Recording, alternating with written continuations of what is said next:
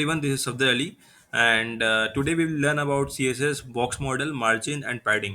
So आज हम लोग CSS box model, margin और padding क्या है इसके बारे में जानेंगे। और और ये CSS box model प्रॉपर्टी जो है बहुत इंपॉर्टेंट टॉपिक है CSS का। और मुझे ये रिक्वेस्ट आया था, मैं नाम देख के बता देता हूँ किसने रिक्वेस्ट किया था। रोहित आर के ने मुझे कमेंट करके ये रिक्वेस्ट किया था कि सी एक्स बॉक्स मॉडल पे वीडियो बनाने के लिए। ये डेडिकेटेड वीडियो मैं सी एक्स बॉक्स मॉडल पे बना रहा हूँ। अगर और किसी ने एक बार मुझे मैसेज किया था कि फ्लेक्स बॉक्स पे वीडियो बनाने के लिए, कोशिश किया जाए कि अपकमिंग वीडियोस में उसे भी अपलोड किया जाए। मैं फ़िलहाल HTML ट्यूटोरियल पे काम कर रहा था, लेकिन जैसा बीच में जैसा रिक्वेस्ट आया मुझे कि अगर सी एक्स बॉक्स मॉडल पे वीडियो बनाने के लिए, तो मैं इस पे वीडियो बना रहा हूँ। तो चलो शुरू करते हैं इस वीडियो को। So in this tutorial we are going to study the concept of the box model in CSS। अगर सी एक्स एस बॉक्स मॉडल अगर अभी हम लोग बहुत इंपॉर्टेंट टॉपिक है, अगर उसको ठीक से हम अभी नहीं समझते हैं तो फ्यूचर में जाकर के बहुत कंफ्यूजन क्रिएट होता है। It is the basic framework of web development, whether you are making a website using any other language such as React और एंगुलर। ये एक तरह का बेसिक फ्रेमवर्क है।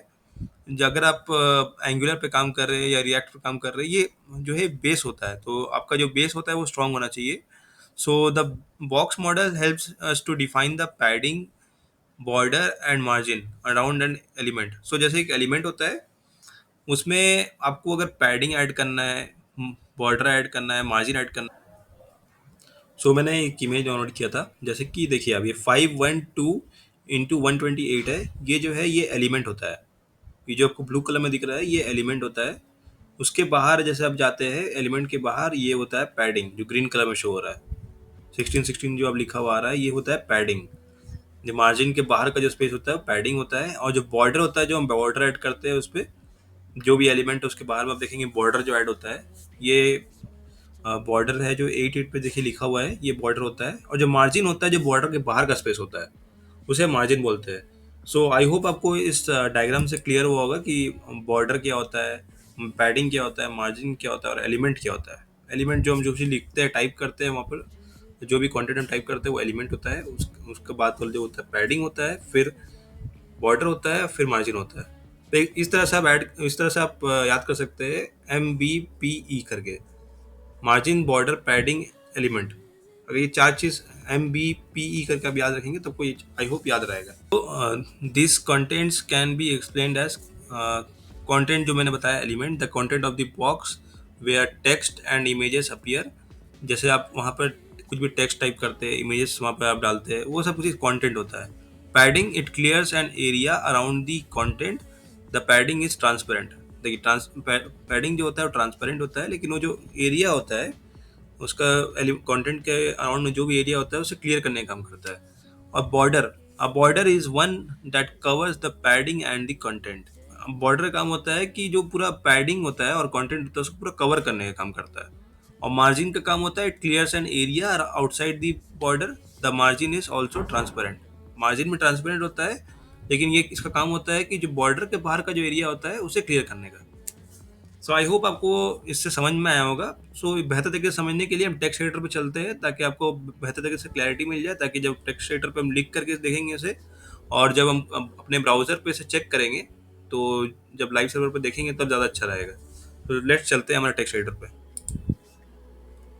ये CSS का पार्ट है। तो CSS के ट्यूटोरियल में यहाँ पे मैं लिख देता हूँ बॉक्स मॉडल।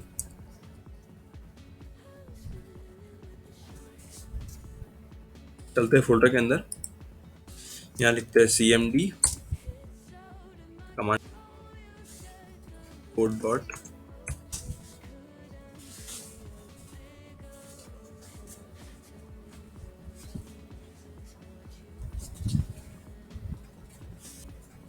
ये हमारा फोल्डर जो हमने क्रिएट कर दिया है लिखा हुआ आ रहा है। और एक न्यू फाइल क्रिएट कर लेते हैं, यहाँ पे लिखते हैं index.html।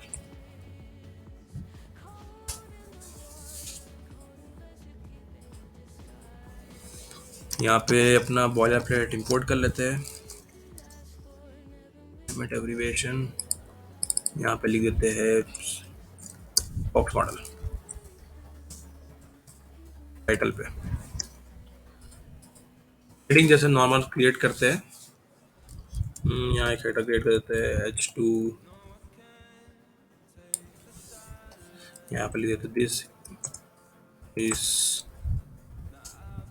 माई हेडिंग।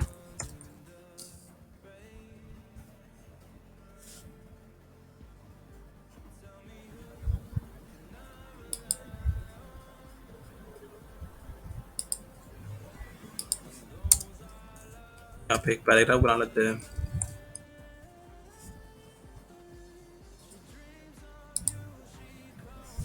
पैराग्राफ में लॉरेम 32 लिख देते हैं।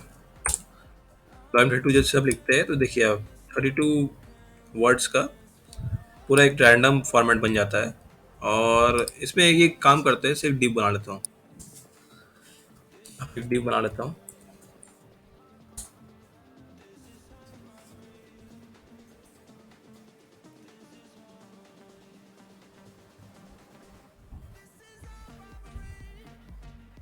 होल्ड करके आप नीचे कर सकते हैं ऐसे। डिव में मैं एक क्लास डाल देता हूँ, container class equals container.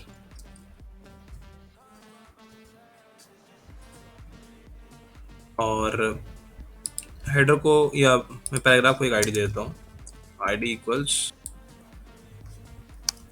First. फिर एक काम करता हूँ कि इस तरह का 3 और बना सकते हैं आप, 2 और बना सकते हैं, ठीक है।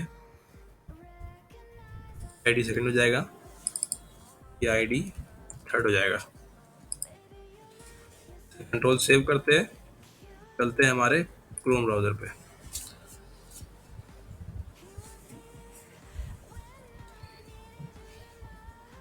तो देखिए अब यहाँ लिखा हुआ आ रहा है this is my heading.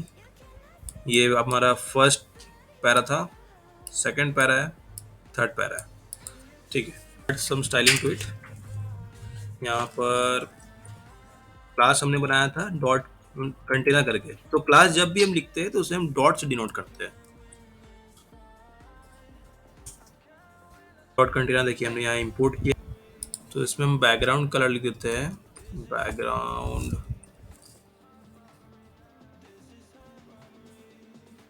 Colour.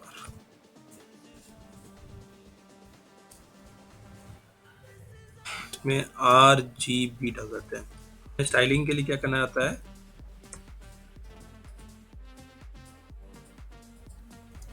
Styling डाल रहा है, स्टाइलिंग में डालना ही भूल गया, तो मैं स्टाइलिंग इसमें ऐड कर देता हूँ। स्टाइलिंग का जो टैग होता है, स्टाइल आप नॉर्मली लिखते हैं जैसे स्टाइल करके, यहाँ अंदर जो भी आएगा वो स्टाइलिंग हो जाएगा। जैसे कंटेनर का मैंने क्लास बनाया था वो अंदर आ गया है, और यहाँ पर हम RGB लिखते हैं, RGB आ गया। देखिए RGB से क्या होता है कि बहुत आसान पड़ता है आपको कलर चूज करने में। देखिए जैसे आप कलर यहाँ चूज कर सकते हैं।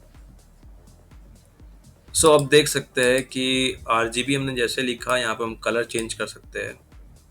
कलर हम चाहे तो ये डाल सकते हैं, उसका बैकग्राउंड कलर चेंज हो जाएगा। अभी फिलहाल ये रहने देते हैं ना, तो थोड़ा ज़्यादा डार्क हो जाएगा, इनका लाइट कर लेते हैं, ठीक है, ये बेटर है I think. Border, let's add border to it. Border हम कलर डाल देंगे। चलिए पहले हम इसमें कितना पिक्सल का बॉर्डर आएगा, 2 पिक्सल डाल देते हैं, 2 पिक्सल का बॉर्डर आएगा।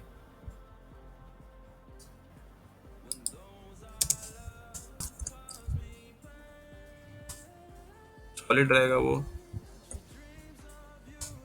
और अगेन हम RGB डालते हैं।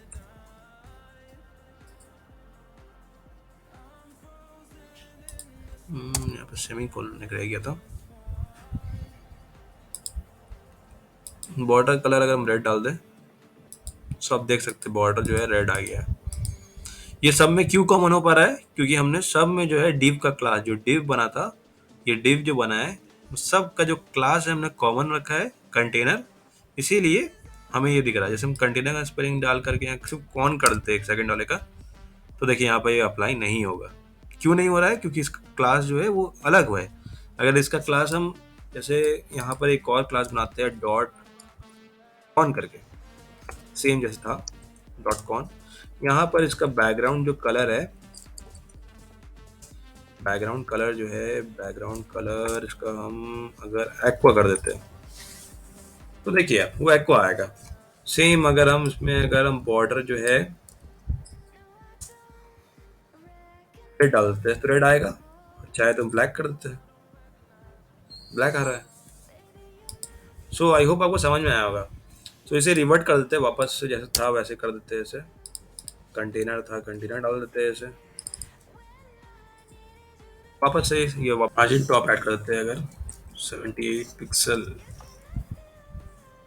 लेट्स सी, कौन मिसिंग था। तो मार्जिन हमने ऐड किया 78 पिक्सल। तो देखिए आप मार्जिन जो है बॉर्डर के बाहर को बोलते हैं, तो ये 78 पिक्सल यहाँ आ गया है। थोड़ा सा चेंज करते हैं, अगर इसमें 18 पिक्सल करते हैं तो थोड़ा सा आएगा, 38 पिक्सल कर देते हैं।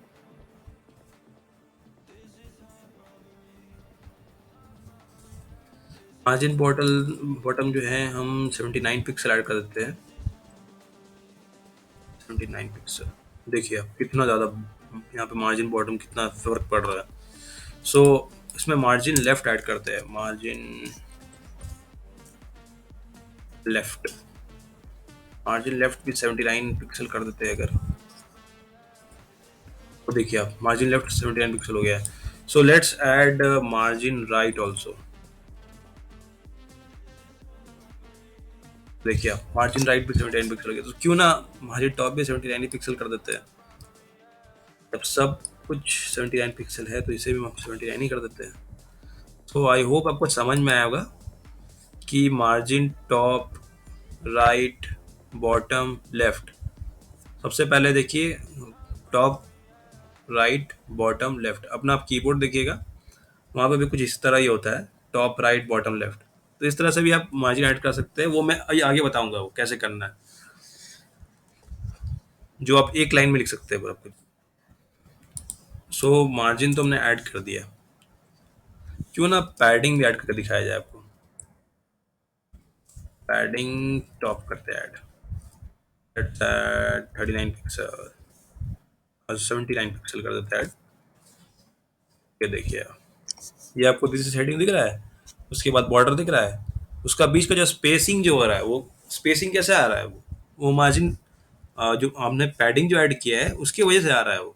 अभी हमने टॉप पे ऐड किया तो टॉप पे शो हो रहा है। अगर हम उसे ही अगर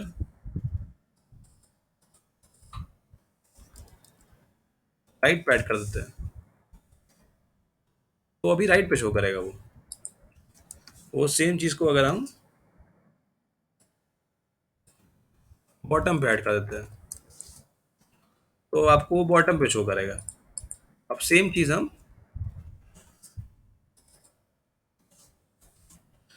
लेफ्ट पे ऐड कर देते हैं, देखिए आपको लेफ्ट में शो करेगा। सो आई होप आपको मार्जिन और पैडिंग का जो डिफरेंस है वो समझ में आया होगा एटलीस्ट, कि मार्जिन क्या काम करता है, पैडिंग क्या काम करता है। मार्जिन का काम होता है बॉर्डर के बाहर काम करना, पैडिंग का काम होता है बॉर्डर के अंदर काम करना, जो भी स्पेसिंग होता है। तो और और जो पैडिंग होता है वो कंटेंट के बाद होता है, मतलब कोई ये कंटेंट है, दिस इज माय हेडिंग, जो उसके अंदर जो कुछ भी लिखा हुआ है कंटेंट है, और उसके ऊपर जो है ये है हमारा पैडिंग। उसके बाद आता है ये रेड कलर का जो है ये बॉर्डर, उसके बाद आता है ये मार्जिन। सो आई होप आपको इस देयर इज पैडिंग और margin short hand for all directions. The first value is for top, second value is for the bottom, third value is for the left and fourth value is for the right. देखिए padding और margin जो है ना, आपने जैसे उस time आपको अलग अलग टॉप, राइट, बॉटम, लेफ्ट करके अलग अलग करके लिखना पड़ा। अभी आप क्या कर सकते हैं, एक लाइन पे लिख सकते हैं। ये उसको हम लोग शॉर्ट हैंड टेक्निक बोलते हैं, जो कि शॉर्ट हैंड हम लोग इसमें एक ही लाइन पे लिख सकते हैं। तो हम इस एग्जांपल से भी बता सकते हैं। और एक और चीज़, अगर आप चाहे तो इसको याद करना चाहे तो आप कीबोर्ड को देखिएगा, top, right, bottom, left, TRBL, ये चार आप चाहे तो याद कर सकते हैं, TRBL कर याद कर लीजिएगा। या फिर अपने कीबोर्ड को देखिएगा, आपको याद आ जाएगा कि आप टॉप है, राइट है, बॉटम है, लेफ्ट है। सो आई होप आपको ये समझ में आएगा। तो एग्जाम्पल से चेक कर लेते हैं ताकि बेटर क्लैरिटी मिल जाए।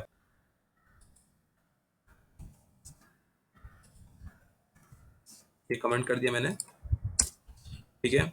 सो अभी देखिए सब कुछ नॉर्मल हो चुका है। सो मार्जिन सबसे पहले हम पैडिंग ऐड करते हैं। पैडिंग देखिए, पैडिंग हम ऐड करते हैं suppose 79 pixel for the top, ये टॉप है। 38 pixel for the right, right से, और फिर 80 pixel from the bottom, bottom से भी आ गया। अब 13 पिक्सल कर देते हैं लेफ्ट से, थोड़ा कम स्पेस आएगा 13 पिक्सल। ठीक है। सो आप देख पा रहे हैं पैडिंग जो है इसके जैसे आपने डिफाइन किया सेम वैसे ही ऐड हो रहा है। सो लेट सपोज हम मार्जिन ऐड करते हैं। मार्जिन, मार्जिन जो होता है बॉर्डर के बाद होता है। सो इसे हम 50 पिक्सल कर देते हैं बाई चांस, ये टॉप है। टॉप से 50 पिक्सल, ये स्क्रॉल थोड़ा ऊपर कर लेते हैं तब देखिएगा बेहतर तरीके से क्लैरिटी मिल पाएगा आपको। 50 पिक्सल हो गया। अब इस पर राइट ऐड करते हैं 38 पिक्सल।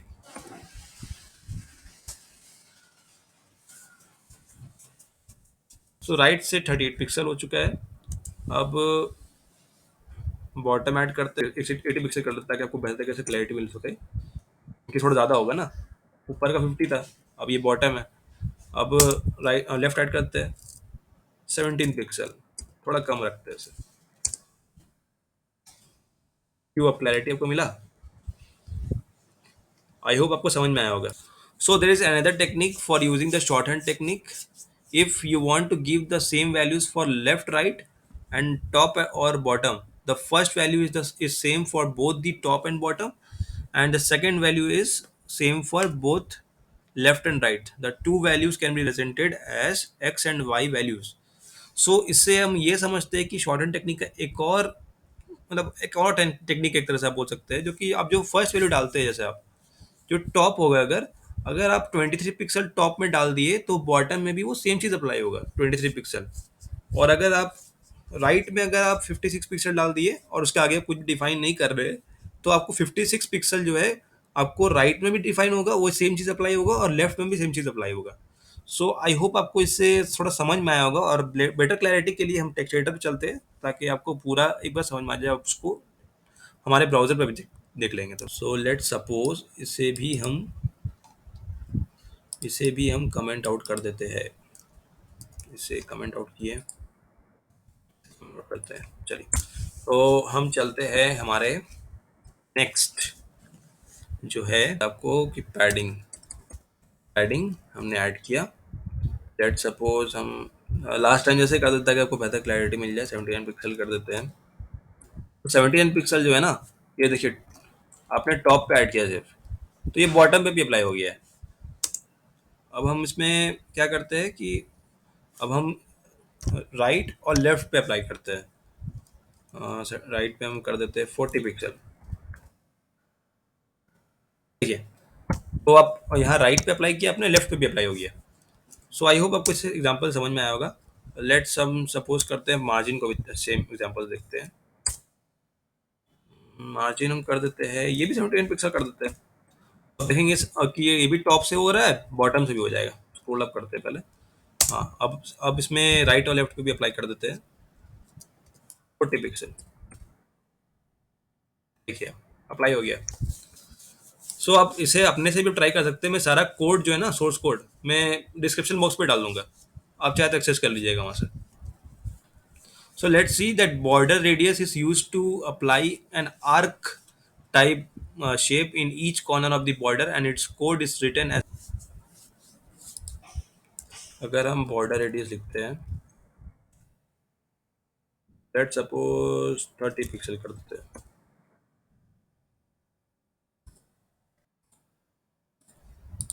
आई होप आपको समझ में आया होगा। 23 पिक्सल तक इसको हटा देते हैं, अगर ऐसे कर देते हैं। सो इसे 56 पिक्सल कर देते हैं। अभी बेटर लग रहा है आई थिंक। देखिए आप बॉर्डर रेडियस भी ऐड कर सकते हैं इस तरह से। सब कुछ बॉक्स मॉडल पे आता है। तो हमने आज देख लिया था कि मार्जिन पैडिंग कैसे ऐड करते हैं। So let us now understand a property called box sizing. On giving width to the element and after that applying padding in the container, the width also changes. It is because in the actual width of an element, margin has already been added to it. If you want this not to happen, then you can use the property of box sizing. So क्या होता है, box sizing एक property है, ठीक है। तो इससे क्या होता है कि जब आप विड, देखिए बॉक्स जैसे हमने बताया था ना, यहाँ पर आपको इमेज से शो किया था मार्जिन, बॉर्डर, पैडिंग और ये एलिमेंट। आप चाहे तो अपने क्रोम एक्सटेंशन पे भी जा करके कंट्रोल शिफ्ट और आई दबाएंगे ना, अगर आप, आपको ये एलिमेंट्स मिल जाएगा, वहां पर आप जाके चेक कर सकते हैं एलिमेंट्स के अंदर में। जैसे मैं यहाँ पे क्लिक कर रहा हूँ, कंटेनर, हाँ ये फर्स्ट कंटेनर है ना जहाँ पे मैंने क्लिक किया पर। उसके बाद आप चाहे तो देखिए, फर्स्ट जहाँ पे आपने फर्स्ट कंटेनर में क्लिक किया तो देखिए आप, ब्लू कलर का जो दिख रहा है वो एलिमेंट है, ग्रीन कलर का जो दिख रहा है वो ये आपका पैडिंग, और जो उसके बाद जो है बॉर्डर, उसके बाद जो है margin.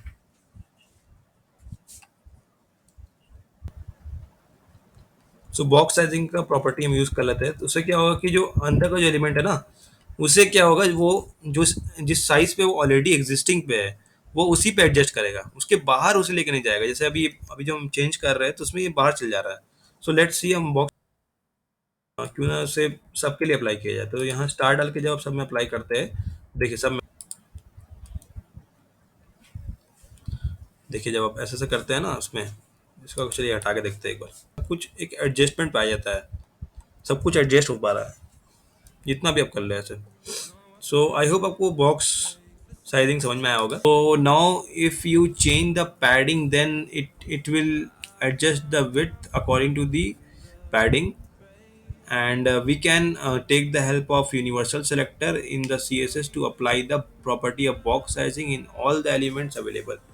It is denoted by star, जो हमने चेक कर लिया है। तो ये पूरा यूनिवर्सल सेलेक्टर होता है, मतलब जितना भी एलिमेंट्स है वो सबके लिए अप्लाई हो जाएगा, और इसमें बॉक्स साइजिंग, मार्जिन और पैडिंग हम ऐड कर सकते हैं, अपने हिसाब से डिफाइन कर सकते हैं, जो कि सारे सिलेक्टर्स के लिए वो ऐड होगा। सो हमने जैसे यहाँ अप्लाई किया था, जैसे मार्जिन या 10 डालते हैं, तो देखिए मार्जिन जो है सबके लिए अप्लाई हो जा रहा है 10, पैडिंग भी 10 डाल देते हैं अगर, तो सबके लिए पैडिंग भी जो है 10 अप्लाई हो रहा है। ये क्या हो रहा है, कंटेनर हमने क्रिएट किया, लेकिन जो पूरा एलिमेंट है ये सबके लिए अप्लाई हो रहा है। 0 डाल देते हैं फिलहाल, तो अभी 0 डाल देते हैं अभी। सो आई होप आपको समझ में आया होगा कि बॉक्स मॉडल प्रॉपर्टी क्या होता है। इसमें हमने कवर किया आज बॉक्स साइजिंग का, और मार्जिन पैडिंग कैसे ऐड करते हैं, उसमें क्या क्या चीज़ होता है, जैसे कंटेंट, पैडिंग, बॉर्डर, मार्जिन, सब चीज़ हमने एग्जाम्पल से चेक किया था।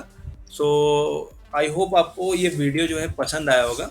अगर पसंद आए और आपको लगे कि आपको कोई चीज़ में डाउट है अगर, तो मुझे आप कमेंट करके बता पूछ सकते हैं, मैं आपको उस डेडिकेटेड वीडियो बना दूंगा उस टॉपिक पे, ताकि आप उसे एक्सेस कर सकें। और अगर आपने मेरा HTML का ट्यूटोरियल जो है अगर अभी तक आपने नहीं देखा है, तो जा कर के मैं ऑलरेडी जो प्लेलिस्ट है उसका जो लिंक है अपने डिस्क्रिप्शन बॉक्स में डाल दूंगा, तो आप वहाँ जा कर के एक्सेस कर लीजिएगा। जैसे किसी ने मुझे पूछा था कि CSS बॉक्स मॉडल बनाने के लिए, मैंने बना दिया है। फ्लेक्स बॉक्स का किसी ने पूछा था मुझे, वो भी मैं जल्द वीडियो अपलोड कर दूंगा।